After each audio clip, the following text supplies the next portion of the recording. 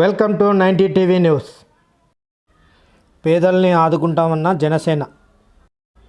కర్నూలు పట్టణంలో జమ్మిశెట్టి ప్రాంతంలో రోడ్డుపైన ఉన్న చెత్త పేపర్స్ జమ చేసుకొని అమ్ముకుంటున్న జీవనం సాగిస్తున్న 30 కుటుంబాలకు అండగా ఉంటామన్న జనసేన పార్టీ.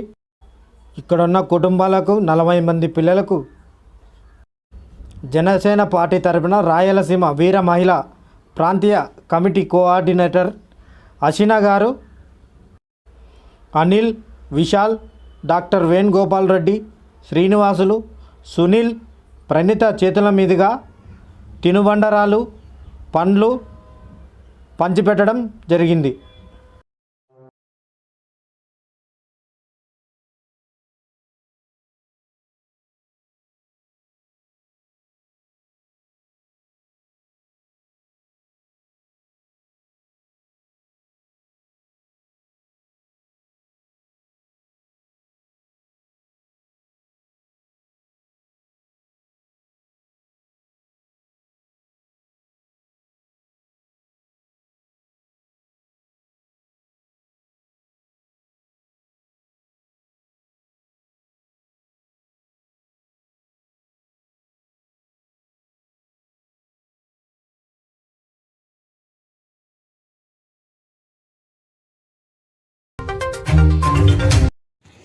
నమస్తే అండి.